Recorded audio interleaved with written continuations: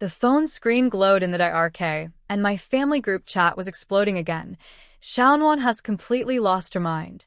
She quit a perfectly good city job to go play éphémère in the countryside. I heard she married a peasant. Oh my god, I can't even bring this up with my mahjong buddies. She's always been stubborn.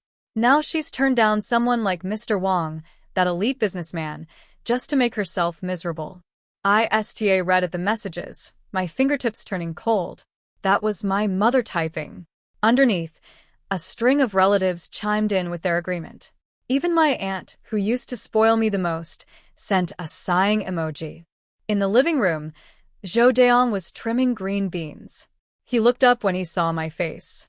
What's wrong? Nothing. I locked the screen and walked over to help him with the vegetables.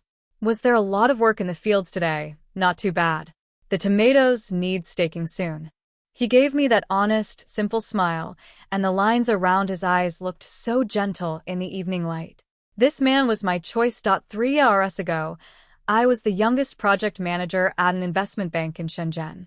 I made $1 million a year, click-clacked through office towers in 10-centimeter heels, and everyone assumed I would marry Wang Hao. He drove a Porsche, lived in a Riverview apartment, and used to shield me from drinks at business dinners.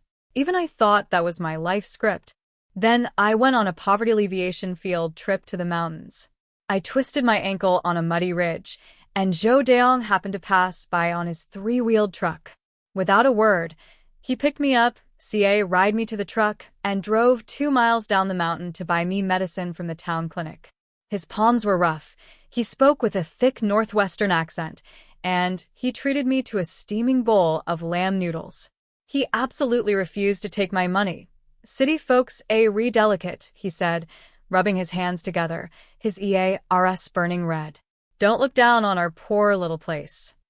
Later, I applied for a transfer to the Rural Financial Support Team. Then I quit my job entirely and got my marriage license with him. My parents disowned me. On our wedding day, only my college roommate showed up. She gave us a pair of plastic cups as a gift. My phone buzzed again. My mother directly tagged me in the chat. Wan, your brother is getting married next month. The bride's family is asking for $188,000 in bride price. We're short. You send $100,000 first to help out. The group went dead silent. Everyone was waiting for my reply. I took a deep breath and typed, Mom, Deong and I just put all our savings into the vegetable greenhouses. We really don't have any cash right now. Why don't you borrow from relatives first? The moment I sent it, my mother called. Her voice was sharp enough to crack glass. Lin Wan, you married a broke nobody, and now you won't even help with your own brother's wedding. Do you have no conscience at all that 100,000 used to be just 1 month's salary for you? That was before. I gripped the phone tighter. I'm just an ordinary éphémère now. Deong and I grow vegetables for a living. For my brother's wedding, we can give a 2,000 red envelope gift. Anything more, and we really can't manage. 2,000, you're mocking us. My mother's voice cracked. Your father stopped taking his blood pressure medicine just to save money for your brother. And now you're out there in that godforsaken countryside, living the good life, ignoring your parents' suffering. Mom. I cut her off, and my voice came out surprisingly calm. You've always hated that I married a poor man, right? You think it's embarrassing that I live in the countryside. So don't come begging to your embarrassing daughter to fill your holes. The line went dead for 2 full seconds. Then came a torrent of curses from ungrateful daughter to wasted upbringing. Finally, my father took the phone and said coldly, Lin Wan, you have deeply disappointed us. After I hung up, I realized I was shaking. Zhou Deong walked over and clumsily pulled me into his arms. He smelled like soil and fresh grass. How about we try to figure something out, he whispered. I can pick up extra work at the construction site. No. I buried my face in his chest. We just need to live our own lives well. That night, I pulled out the banking app one hadn't opened in a long time. The number on the screen made me pause. In that account I'd told my mother was tied up in the greenhouses, years of investment returns and untouched dividends. Enough to buy my brother's entire wedding apartment and throw in a used CA on top. But I turned the phone face down outside. The frogs were singing. Zhou Deong had already root to snore softly. Moonlight fell on his rough hands, the same hands that had built me a flower trellis that afternoon and made me a glass of milk that evening. I remembered our wedding day. He'd pulled out a red cloth bundle containing a pair of silver bangles. His mother had left them for his future wife. They were pitifully thin, but his fingers trembled as he slid them onto my wrists. Ring me, he'd said. I'm sorry you have to suffer. I cried then. I held him and said, Zhou Deong, don't be so good to me. I'm afraid I'll never be able to pay you back. He held me tighter. You don't have to pay me back. As long as we're good together, that's enough. My phone lit up again. It was a private message from my brother. Sis, Mom just has a RP tongue. Don't take it to HRT. I'll figure out my own problems. You and my brother-in-law take care of yourselves. I sent back a smiley face. Then I set the family group chat to mute. The next morning, I went with Deong to sell vegetables at the town market. The three-wheeled truck bounced along the dirt road. He suddenly pointed into the distance. Look, he said. Our greenhouses. A rent they something. In the morning light, those white plastic domes really did look like fairy tale castles. I reached out and grabbed the muddy hem of his shirt, pressing my cheek against his back. Above the puttering noise of the truck, I'd never felt more grounded in my life. The family chat was still buzzing about how I was unfilial and cold-blooded. I turned off my phone and watched Zhou Deong hum an off-key tune up ahead. A smile spread across my face that let them talk. This is my life. I'll live it my way. Change came faster than I expected. That afternoon, I was in the greenhouse picking cherry tomatoes when my phone rang. Unknown number. I answered, and a woman's voice came through. Gentle, but with a trace of arrogance. Is this Lin Nguyen? I'm Suyuro, Wang Hao's fiancé. Wang Hao. The name pricked like a thin needle in the softest RT of my memory.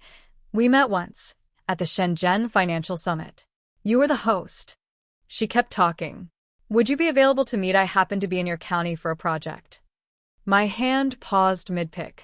Whatever you need to say, you can say it over the phone. It's about your parents. She let out a light laugh. They came to Wang Hao. They said you'd abandon them. He's soft here root, so he transferred them 200,000. I'm calling to remind you, since you chose your path, don't let people from your past keep disturbing our present. The greenhouse was hot and humid. Sweat trickled down my spine. Outside, Deong was yelling, Nguyen, a buyer is here for the vegetables. I understand, I said into the phone. Thank you for telling me this. From now on, I'll handle my parents' affairs myself. They won't bother you again. Good. Sujuro Post. I've actually been curious about you. You turned down Wang Hao to go FARM. What's the appeal?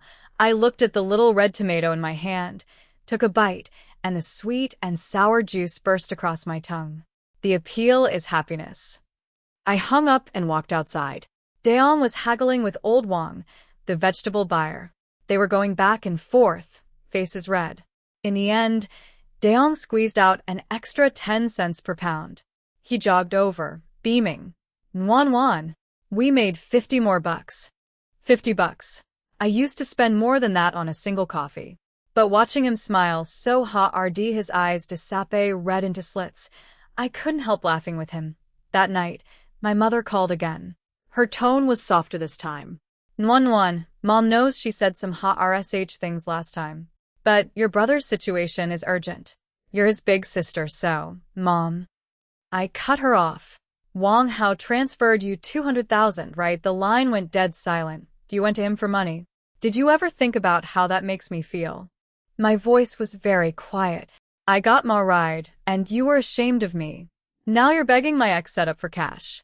What do you take me for? We just didn't want to put you in a difficult spot. My mother's voice grew weak. Besides, Mr. Wang offered willingly. I'll pay that 200,000 back to him. I said, from now on, if you have financial trouble, come to me. If I can help, I will. If I can't, don't go begging outsiders. What will the relatives think that Lin Nguyen married a poor man and left her parents to beg? My mother was quiet for a long time. Finally, she said, "You're such a stubborn child," and hung up. The next morning, I went to the town bank and transferred $250,000 to Wang Hao's account. The extra 50 was interest. I just stepped out of the bank when a white BMW pulled up in front of me. The window rolled down, and Suyuro took off her sunglasses. Her makeup was flawless. She was even more beautiful than I remembered, dressed head to toe in Chanel, looking utterly out of place on this dusty town street. Lin Wan Shi Clea RLY hadn't expected to run into me here either. What a coincidence. Small world. I was holding a cloth bag full of vegetable seeds I'd just bought. She looked me up and down. Faded t-shirt, worn-out jeans, muddy sneakers. She smiled. A very elegant smile. "Get in. I'll give you a ride." "No need." I came on the tricycle. The tricycle, her eyebrow arched. "Lin Wan, do you really? I smiled back at her.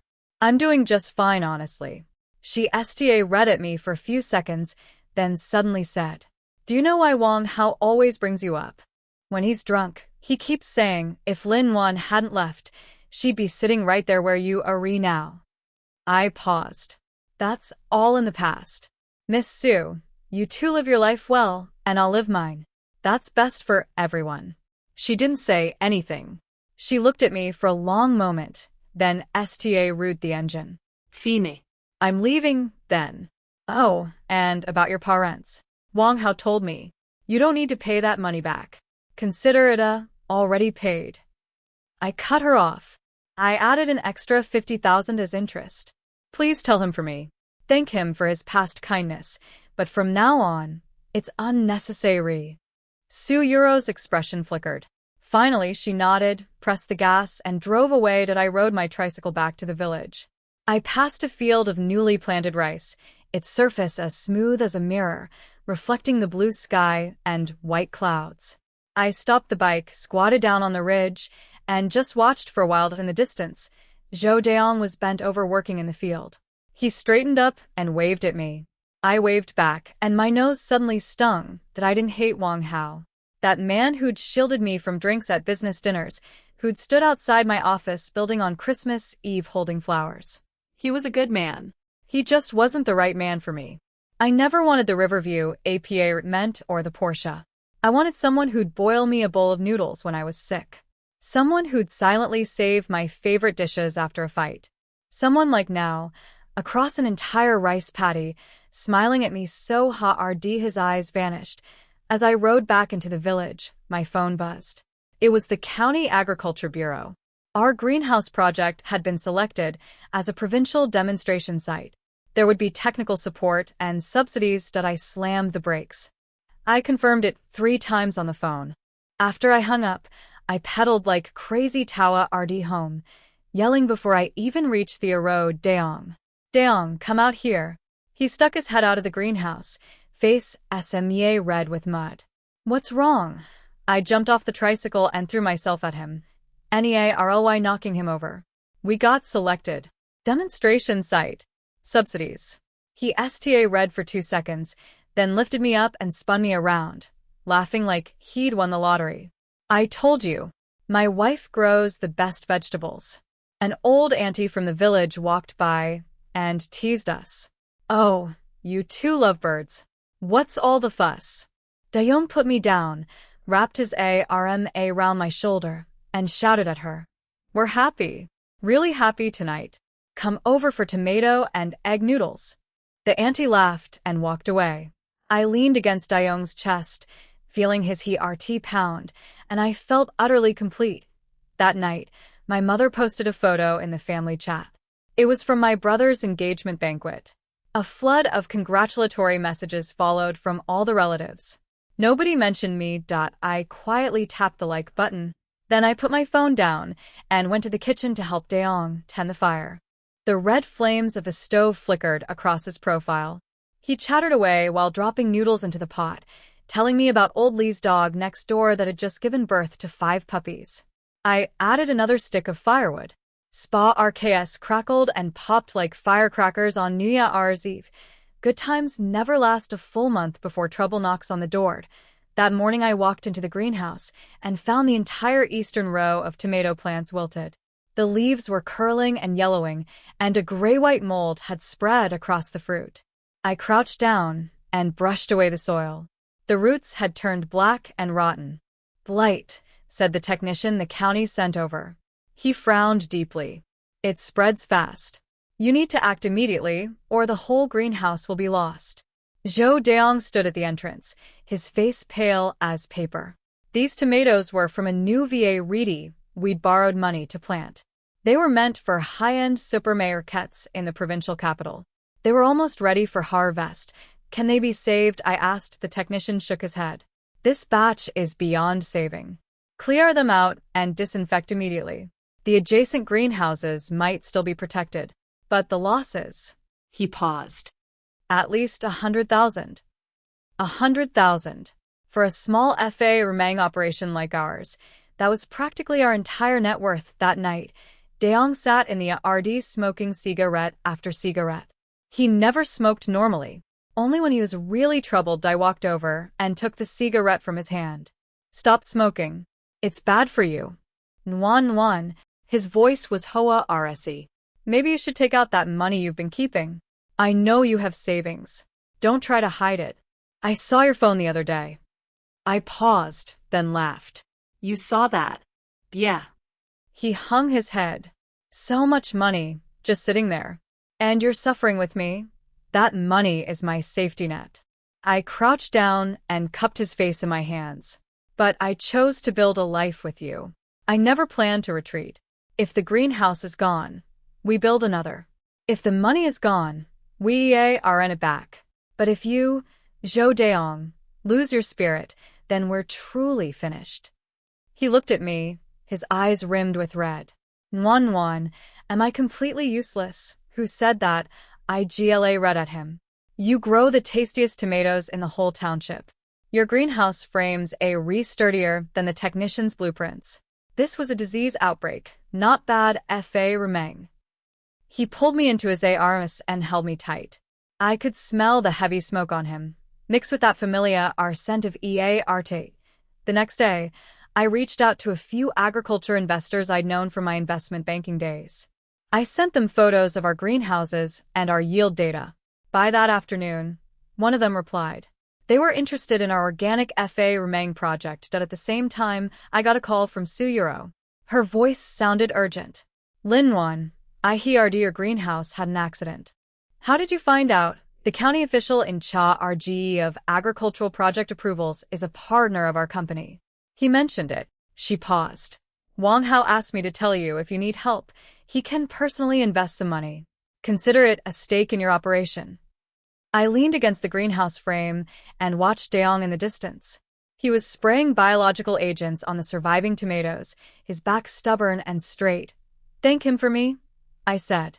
"But I can handle my own problems myself." Suyuro was quiet for a few seconds. "Linwan, I really admire you. I couldn't do what you do."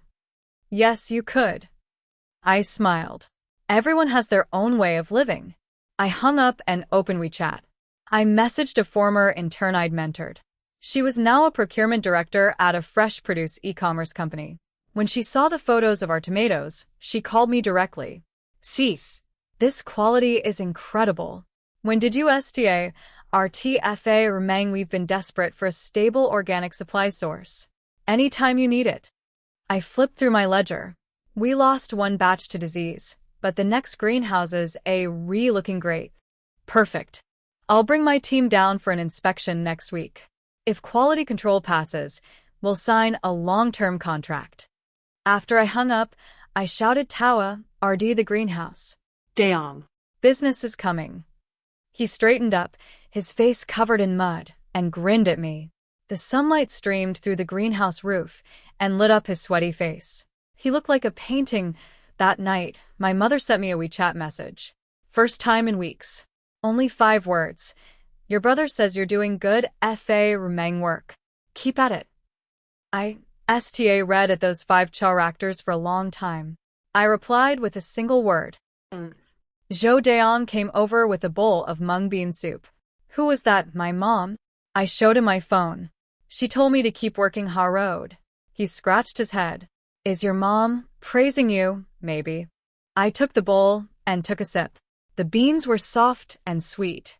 Daeong, after we sell this batch of tomatoes, let's build 2 more greenhouses. Let's grow strawberries. You said you wanted strawberries. His EARS turned red again. You're going to grow whatever I want to eat. Of course. I poked his ARM. You're my husband. If I don't spoil you, who will moonlight poured over the road? The loofah flowers on the trellis had bloomed, a golden string of blossoms. Daeong suddenly said, Nwan, I think the luckiest thing in my whole life was picking you up on that ridge. I leaned against his shoulder. Did you pick me up or did I pick you up? We picked each other. He held me tighter. We picked each other. That night, I dreamed our greenhouses turned into glass houses filled with flowers. Red, yellow, purple. Butterflies flying everywhere. Zhou Daeong stood in the middle of the blossoms, reaching out his hand to me. I ran Tawa RD him, tripped, and woke up. When I opened my eyes, it was already morning. Daeong wasn't in bed. I threw on a jacket and went outside. I saw him busy in the greenhouse, his silhouette outlined in gold by the morning light. I leaned against the doorframe and watched him for a long time. Finally, he turned around and spotted me. You're awake, there's porridge war mang on the stove. I walked over and wrapped my ARMSA around him from behind. Daeong, we're going to get better and better. He wiped his hands, turned around, and hugged me back. His chin rested on the top of my head. Better and better. My phone rang from inside the house. It was the e-commerce girl. Sis. I'm bringing my team tomorrow. Send me your address. After I hung up, I stood at the greenhouse entrance and looked out at the rolling green mountains in the distance. I suddenly felt that the family who'd mocked me in that group chat felt so far away now, far away like a past life. The fresh produce e-commerce contract went through smoothly. On the day of the first tomato shipment, Daeong bought a string of firecrackers and set them off at the greenhouse entrance. All the villagers came out to watch. Old PA Rudy Secreta re-patted his shoulder and said, Xiao Zhou, you've made it. Daeong grinned from EAR to EAR, saying it's all Nwan's doing, but his eyes kept following me around. I was double-checking the order sheet with the e-commerce representative when my phone rang. It was my brother. His voice was shaking with panic. Sis. Mom collapsed. Brain hemorrhage. You need to come back now. The pen fell from my hand. A Shenzhen People's Hospital. The smell of disinfectant stung my eyes. My mother lay in the ICU. Tubes everywhere. My father sat on the bench in the hallway, his hair completely white. What happened? I ran over. My father lifted his cloudy eyes. Your mother's blood pressure has been high for a while. She wouldn't listen. Yesterday, she was playing mahjong with your aunt, got too excited winning a hand, and what did the doctor say? The surgery is done, but she's not out of danger yet. The daily costs. His voice caught. Nwan, I know I shouldn't ask, but we've run out of money at home. I crouched down and took his hand. Dad, don't worry about the money. I have it covered. That night, I sat outside the ICU. SDA ring through the glass at my mother's pale, swollen face. She lay inside. I sat outside. A single pane of glass between us, and it felt like an entire lifetime. Zhou Daeong took the overnight bus to get there. He read at the end of the hallway, dusty and exhausted. He was rying a thermal container and a bag of eggs from Arya Road. Nwan. He ran over, mud still caked on his pant legs. How is Mom? I leaned against his shoulder and finally let myself cry. He patted my back over and over, murmuring, it's okay. But I could feel him trembling too.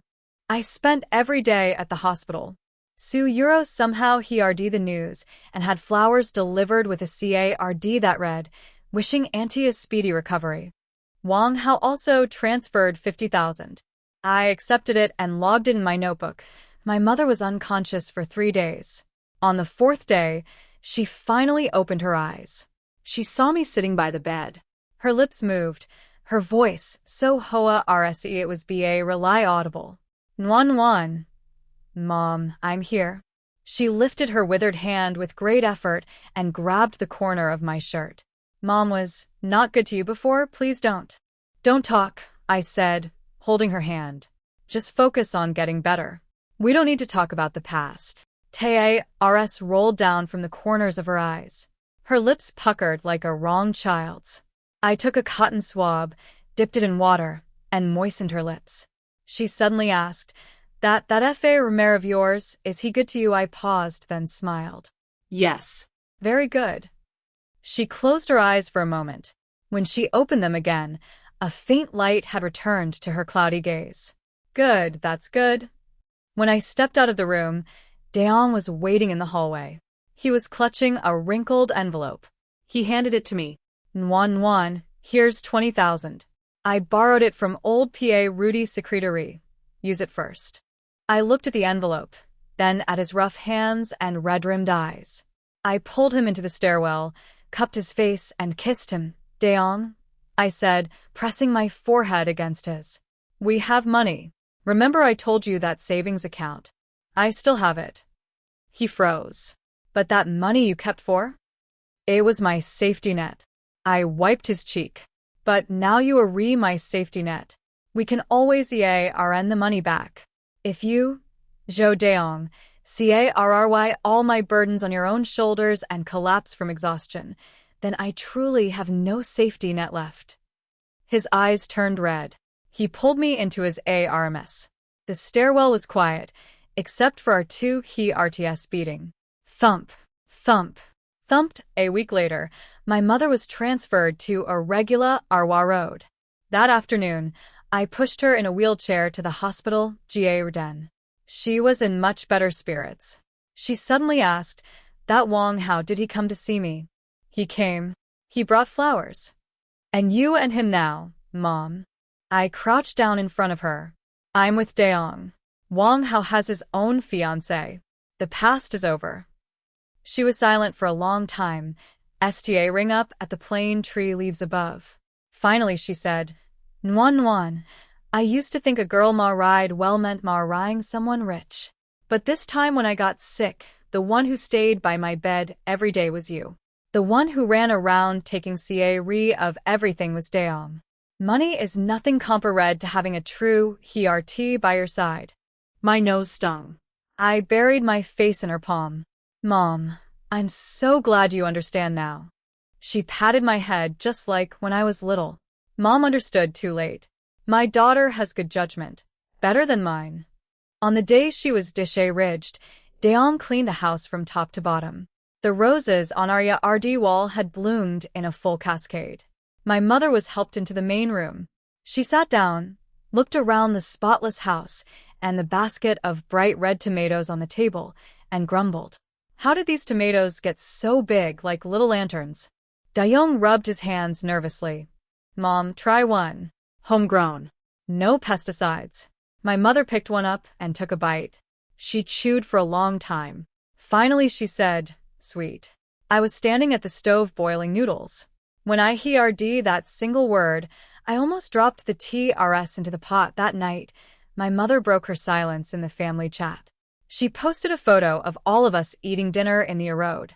She captioned it, Tomatoes for my daughter's FARM. So sweet.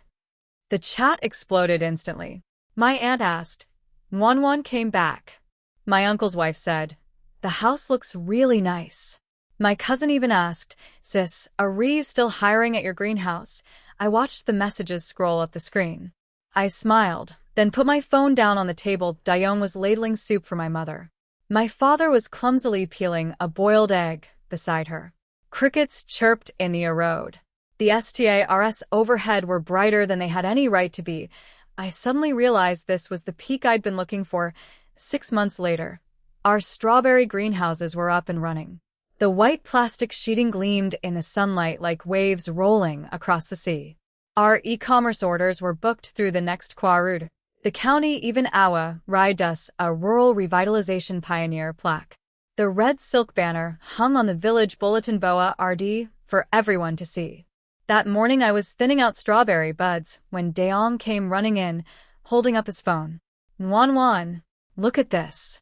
On the screen played a local news segment. The reporter stood in front of our greenhouses, introducing the organic F.A. Rumang project. The camera panned over the rows of red tomatoes and green strawberry plants. At the end, they interviewed Daeong.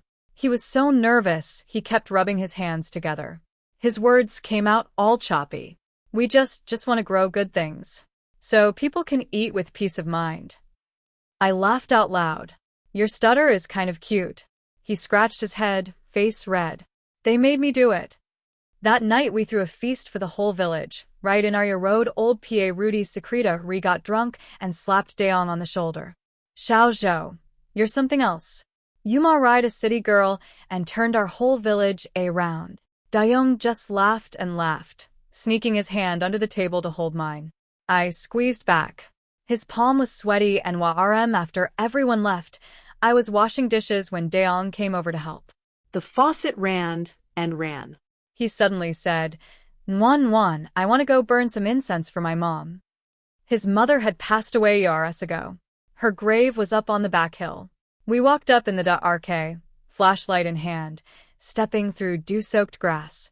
At her grave, he crouched down and placed 2 tomatoes and a bowl of noodles in front of a headstone. Mom, he said softly, my wife is amazing. Right, our family is doing well now. Don't worry about me down here. I crouched beside him and pressed my forehead to the ground in a bow. The mountain wind rustled through the leaves, a sound like someone whispering back. On the way down, Daeong held my hand. The path was rough, uneven, one misstep after another. Just as we reached the foot of the hill, he stopped. Nwan, there's something I never told you. What? Back when your mom was in the hospital, I was so SCA red. His voice came out muffled. I was SCA red you'd realize life with me was too hard SCA red you'd regret it and leave. I squeezed his hand. Did I leave? No. He turned to face me, his eyes glistening. You stayed. So now you've got me tied down for life. You can never run away. I stood on my toes and kissed him. Why would I run? I'm counting on you to keep growing strawberries for me.